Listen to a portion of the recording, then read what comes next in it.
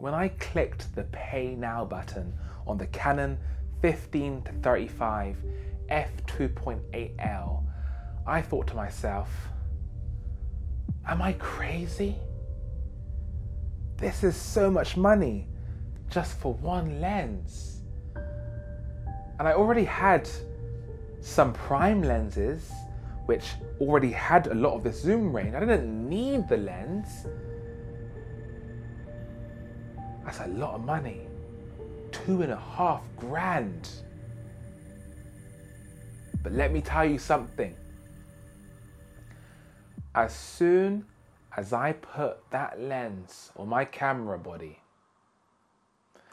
and I went out to use it and I reviewed the footage, my God, it was all worth it. Guys, this is a spectacular lens. All my life, okay, not all my life, but for a long time I had seen people with these things called Canon L lenses, the red ring. And you always looked at them in awe, like, wow, they're spending multiple thousands of pounds on just lenses. Who are these people? Who can afford such things? And you want to get into their mindset and think, why would you spend that much amount of money on a single lens when there's other cheaper alternatives? That was my mindset before. Because one day you do become the person which can afford a lens like this. And then you quickly come to realize they're worth every single penny. So the first thing that stood out to me was the lens's incredible beauty. I mean, look at it. The new Canon RF L lenses look infinitely better than the EF L lenses. It has this lovely weight to it, a kind of like metallic-ish finish, and it just looks like a piece of amazing design. And I did my first shoot with it, and my God, when I got home, I slid that SD card into my MacBook Pro. Oh my God. The quality. It was like going from HD to 4K all over again. In that moment, I realized, yeah, lenses can actually increase the kind of quality of the actual image or video. This lens taught me that. And this lens has taught me a lot of things. So first of all, when I had this lens, the other lenses that I had in my range of this range were a 25, a 24 prime, and a 35mm prime. So getting this lens, it now introduced me to the focal lengths of 15 to 23. And that was a new area for me on full frame. Like, it was like, whoa, because I got this lens shortly after I bought my first full frame camera, the Canon R6. And I quickly realized the things you can do in that range is amazing. Just a different perspective in life in general. And because I was fumbling about with all these primes, at the time I would go to a wedding or any shoot really with a 24, 50, 35 and 85mm prime. So I'd have these 4 primes in my camera bag. I'd lay them out somewhere in wherever I am. And I'd always be frantically changing lens, boom, boom, boom, boom, boom. All in the attempts to have this magical low apertures like f1.4, f1.8. That was the reason I had those primes, because I was so fixated on having those low apertures. And a big question for me was, would I feel like I lost out on having those very low apertures like 1.4 and 1.8? When I get this lens, would I be yearning to go back to my Sigma 35mm f1.4 here and there, just because to have that feel, to have that bokeh, to have that background blur? Would it be an issue? The answer is No, it's not an issue. I really don't care about the background blur anymore. f2.8 is plenty, especially on full frame. And let me tell you something, your clients don't care about f1.4 either. The benefit of having such a range of focal lengths in one camera lens far outweighs the benefit of having f1.4. Bye-bye f1.4. All of my prime lenses I haven't used in about a year. I just don't want to use them anymore because this lens produces a higher quality than them and I can quickly zoom. I don't have to be fumbling around in my camera bag, getting the next lens, switching lens, here, boom, going crazy. Now my camera experience at professional events is a piece of cake. I have this lens, 15 millimeters, 20, 24, 28, 35, bam! The job's done. I have less fatigue, I'm less tired, and now I can concentrate on getting great content for my clients. So, what was the main reason as to why I bought this lens in the first place? What was the pulling factor to make me go from thinking of buying the RF 16mm f2.8, which was £300 at the time, to going straight and buying this £2,500 lens? Well, we got our biggest client to date, which is CBRE, and they're the biggest real estate company in the world. They're ranked 122nd on the FTSE 200 list. So that's the Fortune 200 list in America. And the first video we did it with an ASPC camera, and we did it with the 10-18 f4.5 to f5.6 EFS lens. That's a really cheap lens, right? And you know, this is the biggest real estate company in the world, and they liked the first video. They hired us to do many more. But I thought, look, we're going with the big boys now. This is like our first multi-billion-pound company. It's time to invest, to give them the best. Because the last thing you want is to finally land a big client and then for them to leave just because the quality just wasn't quite there. So there came in the chance of buying this lens. And I thought to myself, this is great because at least now I won't have to keep switching between different focal lengths at the shoots of these events. And I'm doing real estate, it's so complicated. You're just going boom, boom, boom, boom, boom. We do huge developments, guys. And people come in and out, like this, like the people that live there, because there's like, I don't know, 1,000 flats in one development or whatever. People are coming in and out and it's just bang, bang, bang, bang. And I don't want to be wasting time switching lens. So I thought, bang, this has everything I need in one lens for architecture. It has the great quality. This is why I bought the lens, for architecture. I literally bought this lens at the time for one reason, and that was for doing real estate and architecture, photography and videography.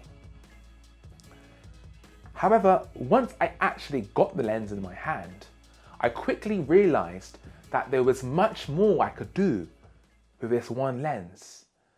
And then I found its real purpose at Tech Productions.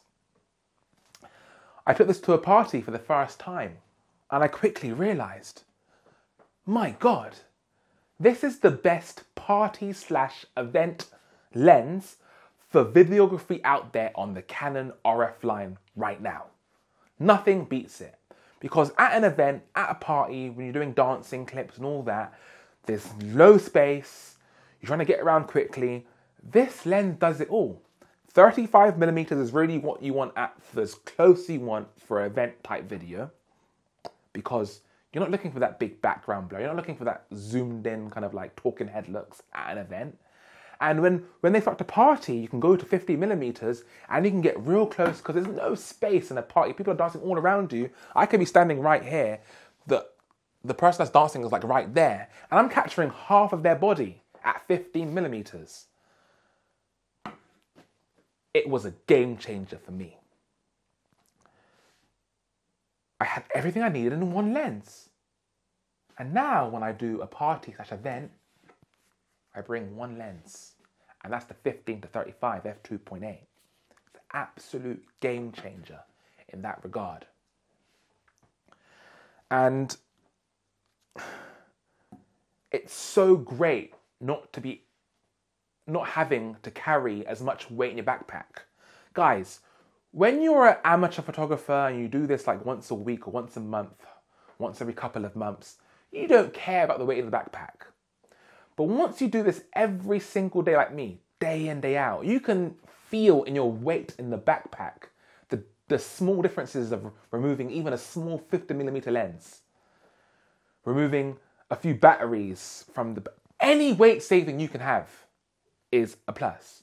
So now when I do an event, I carry this, my R6, my RS3, a light, a couple of batteries. That's it, I'm done. I'm not whiff-raffing with all these lenses now. And it's completely changed the way I look at videography. So let's have a quick look at where I started here. This is the first lens I ever got. And this was the lens I got with my 700D, my first camera. And that's the 18-55 kit lens. And in comparison, this is like right now, I'm just telling you how I feel. And this is not junk for most people, but I think of this as like this plasticky junk. There's no weight to it, no feel to it. It's really small. But when I got it, it was like, wow, this is like a new big lens. Because before that, I had my compact cameras. Then I got my first, like I would say, proper full frame premium kind of lens. And this is the Sigma 35 1.4. And that introduced me to having all this bokeh. And it was a different kind of focal length too. And it's a prime. And it's like, wow, bokeh, blurry backgrounds. You know, it's still quite a wide focal length. But wow, with f1.4, everything's still blurry. And when I got this lens, I was like, oh my God, this is such a huge difference from the 18-55. You know, I remember putting this on my my Ronin at the time. And I put it on my camera. I was like, oh my gosh, my hands feel so heavy. Like, this is such a heavy lens. Well, I was in for a surprise because when I got this is a baby compared to this. This is like, I don't like touching it anymore. When I put on this, I feel like a king. When I put on this, it's like, I feel like I'm downgrading on life. I know that's really bad to say, but that's my feeling about grading stuff. Because once you start dealing with these Canon L lenses, you enter a whole universe of success. You know, there's a reason why people spend $2 grand, $5 grand, $10 grand on their lenses, especially if you're like me and this is your way of making money. It's worth every single penny, this lens. I'd buy this lens 4 times over, and we will buy this lens 4 times over because I want to let all of my staff be able to share these L lenses. And they were so good that 3 months later, after using this 15-35, I couldn't hold it in. I went straight and bought my next Canon L lens, and that was the Canon 24-70 f2.8L. And oh my God, that lens is even better in terms of quality than this. But this lens serves a specific purpose for us here at Hesitech Productions, and that's events. You know, if you're doing a funeral and the casket is coming in, and you want to put it up high like this, and as they walk in, while people hold the casket, walking down the aisle, you want to see also people's the reactions of the faces of the guests watching that on either side, right, in the church. And you get to see that by going straight to 15. Bang. And then as soon as they put the casket down and you kind of want to get a more cinematic look, bang, zoom to 35. You've got a more of a cinematic look. It's all done with one lens. If you're at a wedding taking photos, and you know that moment where they throw the confetti, and guess what? You're so close and you can't run away back in time. You zoom out, you take the picture of the confetti, you get everything, you get everyone. And if you want to zoom in afterwards, sure. Zoom in, 35, bang. You want 24, bang. It's beautiful. The way I take the pictures of like cakes and other kind of imagery, like close-up imagery at parties, those detail shots, it's different now.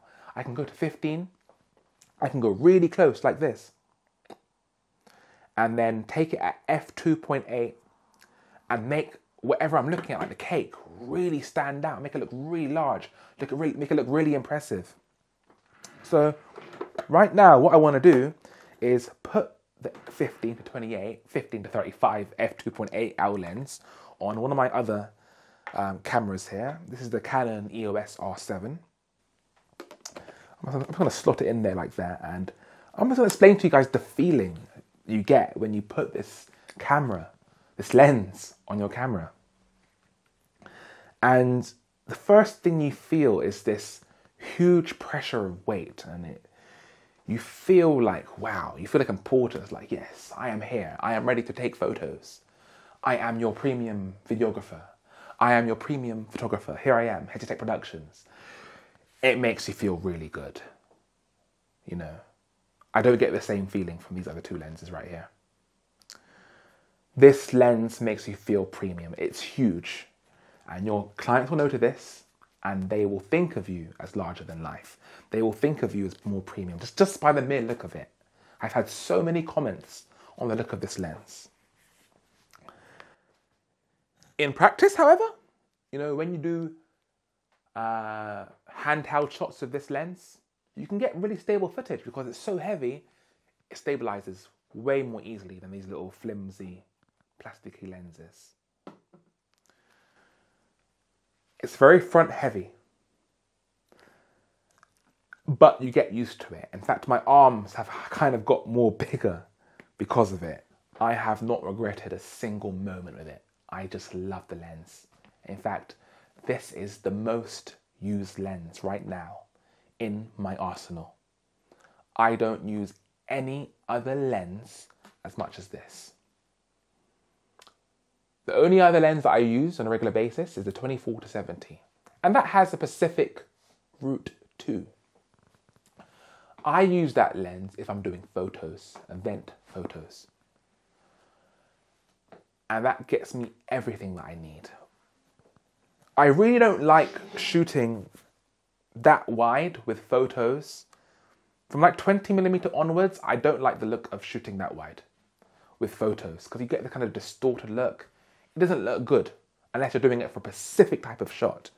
This 15 to 35 right here has changed how I look at photography, how I look at videography. And because I don't have as much aperture, I can't be as lazy with what's in my background. With this lens, I can be lazy. 1.4, the background's blown out. No one's any wiser to what's actually behind the subject, right? But with this, it's made me think more about, okay, I've got to get a nice background, do the framing that way, so then the background looks nice and it all works.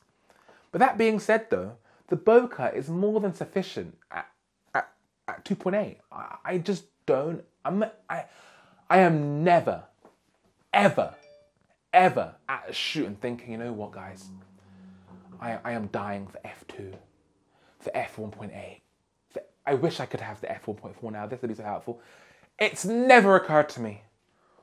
What's always occurred to me though is like, oh my gosh, this feels so good. I'm just switching lenses by doing this. Oh my God. And remaining with the same quality of a prime. And I say better than the Sigma primes. There's this whole thing of primes being sharper and whatever. This is sharper than the primes that I have. Now, is it as sharp as the Canon L lens primes? Probably not. But it's the law of diminishing returns because you get to a certain sharpness and nobody cares anything more. This has exactly the sharpness, which is where clients say, wow, that's sharp. Maybe the 85mm 1.4 is sharper. Maybe the upcoming 35mm 1.4 is sharper. But the difference is you're not going to see that for your average client. Unless you've got Hasselblad or Apple as your client, nobody cares. And that's what I've learned when it comes to lenses. Through having this camera and lens, it's that nobody cares about that extra aperture. I'm never longing for it. But what they do care about is I got that shot because I was able to zoom out quick enough. I didn't have to switch my lens. I didn't miss the shot because of the focal length. I'm not as tired at shoots anymore because all I got to do to change my lens now is do zoom out, zoom in, zoom out, zoom in. So I'm less fatigued and more active with my clients now. It's so relaxing to go to a party. And remember, because the kind of person that I am, I'm dancing with my clients. I'm enjoying the party with my clients. And now I can spend more time on them. Because instead of thinking about what's in my camera bag, guys, what's in my waist here, I've got this camera bag, camera pouch waist thing, what's in there? So now I have no weight there, I have no waist. And now I can spend more time having fun with my clients and doing what I do best. And that's using this camera to take some great content. So, is this worth every penny? Is this a lens you should buy? If you're on the verge of wanting to buy this, you're thinking, I can't justify it. Do it. Do it. You will never look back.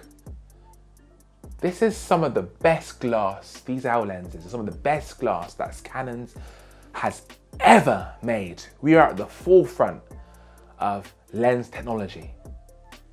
And this lens will last you a long time. Like those OWL lenses lasted about 20 years. From 2000 to 2020, it was the EF generation. That was the height of it, I would say. It's a bit longer than that, but that's the height. 20 years of using the OWL glass. So if we can apply the same time scale to the RF system, that means we've got circa 20 years to enjoy this lens too. And if it's 20 years, that means every year this lens only costs me £100 each year. And let me tell you something. I'm making way more money than £100 a year because clients are like my work, they see the quality and they book me. And that value is way more than £100 a year. Guys, my name is Hezron Springer, the director of Hezron Productions.